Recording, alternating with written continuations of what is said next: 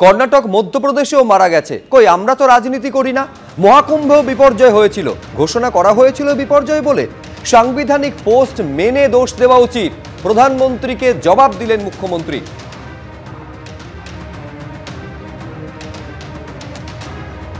মুম্বাই থেকে শুরু করে, উত্তরপ্রদেশ থেকে শুরু করে, দিল্লি থেকে শুরু করে, রাজস্থান থেকে শুরু করে, উত্তরাখণ্ড থেকে শুরু করে, হিমাচল থেকে শুরু করে, দেখে নিন সারা ভারতবর্ষ এই সমস্ত ডিজাস্টারে কারা কি কাজ করে আর আমরা কি করি।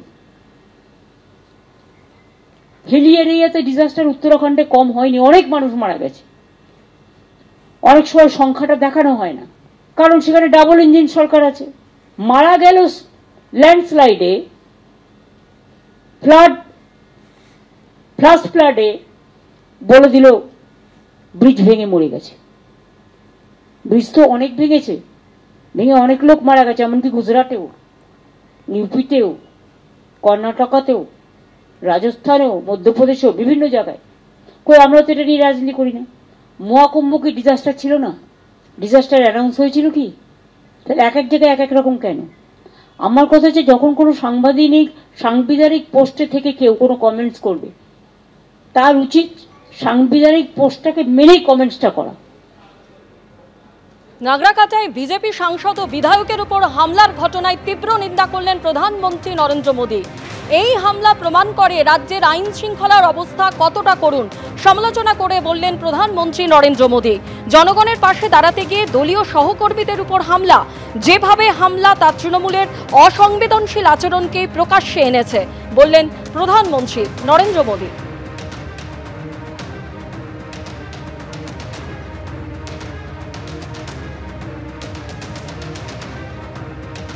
বিজেপি সাংসদ বিধায়কের ওপর হামলা নিয়ে প্রধানমন্ত্রীকে আক্রমণ মুখ্যমন্ত্রীর।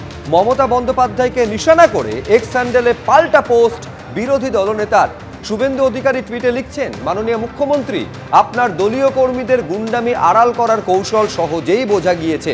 গোটা উত্তরবঙ্গ যখন বন্যায় ভাসছে, তখন আপনি অভিনেতা অভিনেত্রীদের সঙ্গে নাচতে ব্যস্ত ছিলেন। দুর্গতদের ত্রাণ দিতে আপনার প্রশাসন সম্পূর্ণ ব্যর্থ।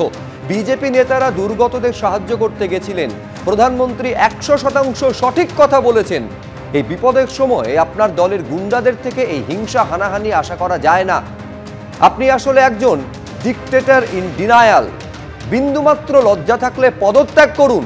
পোস্ট শুভেন্দু অধিকারী।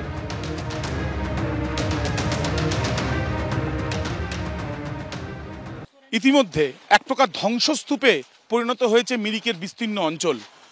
মিরিকের শহর অঞ্চল থেকে গ্রামীণ অঞ্চল বিভিন্ন জায়গায় সমস্যায় পড়েছেন সাধারণ মানুষ।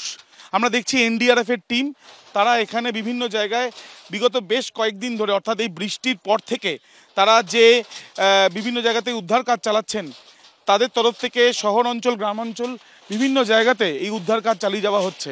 তারা মূলত কোনো জায়গায় কেউ আটকে আছেন কিনা সেটা যেমন দেখছেন, তার কারণ এখনও পর্যন্ত নিখোঁজ বেশ কয়েকজন, এবং যে বাড়িতে সম্পূর্ণ ধ্বংস স্তূপ অবস্থায় রয়েছে, বা ওপর থেকে কোনো না কোনো পাথর পড়েছে, বা ওপর থেকে কোনো না কোনোভাবে দেখা যাচ্ছে যে ধস নেমেছে এবং তাতে সম্পূর্ণভাবে ভেঙে গিয়েছে ঘর, বা আংশিক ভেঙে যাওয়া অবস্থা, সেই ঘরগুলো থেকে কোনো জিনিসপত্র উদ্ধার করা যায় কিনা তারা কিন্তু সেই চেষ্টাই করছেন। এনডিআরএফের টিমকে সরাসরি আমরা দেখছি মিরিকে, তারা এই अभियान इतिमध्य चलाচ্ছেন। खास करके जो डेंजरस प्लेस है, जैसे आप प्लेस आप देख रहे हैं, लैंडस्लाइड प्रोन इलाका लग रहा है, इस इलाके में हम अवॉइड करें घर बनाना, या बने तो उस लेवल पे बने कि वो उसको सस्टेन कर ले, क्योंकि आप सीजीआई शीट के घर और लैंडस्लाइड में थोड़ा दिक्कत होगी उसको सस्टेन करने में। दूसरी है कि यदि आपका रेड अलर्ट है, आपको पता है कि यहाँ पे खतरा है, तो उस स्थान में न जाएं, कुछ दिन के लिए उसको अवॉइड करें।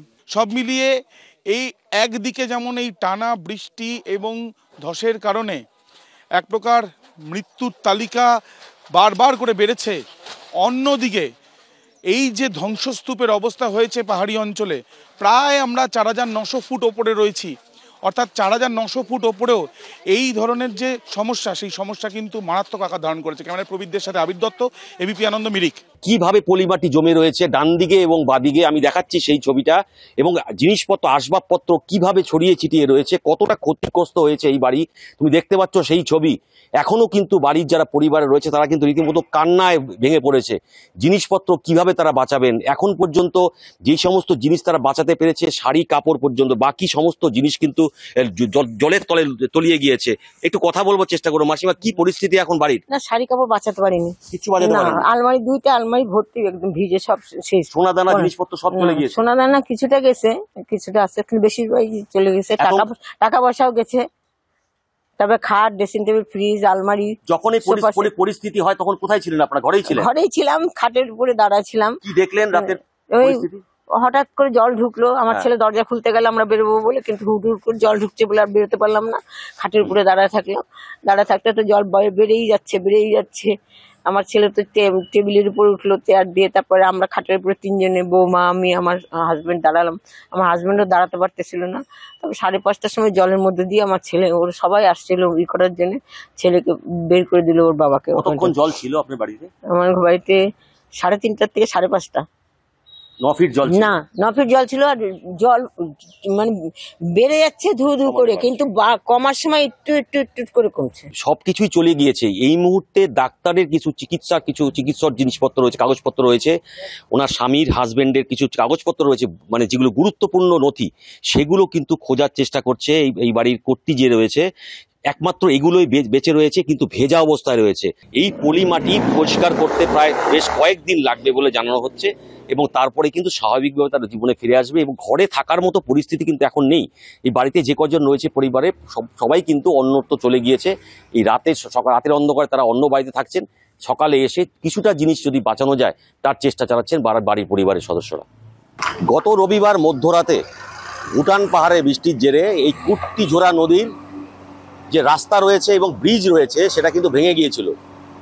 গতকাল আমরা এসেছিলাম, গতকালও দেখেছিলাম এখানে যুদ্ধকালীন পরিস্থিতিতে কাজ চলছে। গতকাল রাতেও আমরা দেখতে পাচ্ছি কিছু অংশ কিন্তু আবার ভেঙেছে। আমরা সেই ছবিটাই দেখাচ্ছি।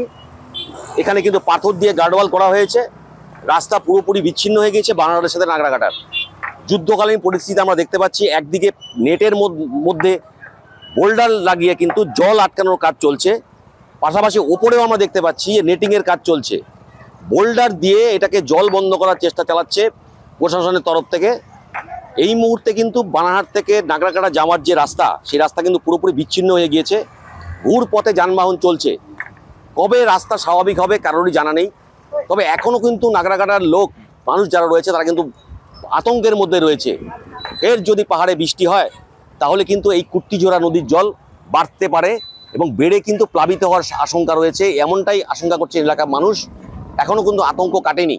কিন্তু আমরা দেখতে পাচ্ছি যুদ্ধকালীন পরিস্থিতিতে কিন্তু প্রশাসনের তরফ থেকে এখানে জল আটকানোর কাজ চলছে। গতকাল রাতেও কিন্তু এই রাস্তার কিছুটা অংশ ভেঙে যায়।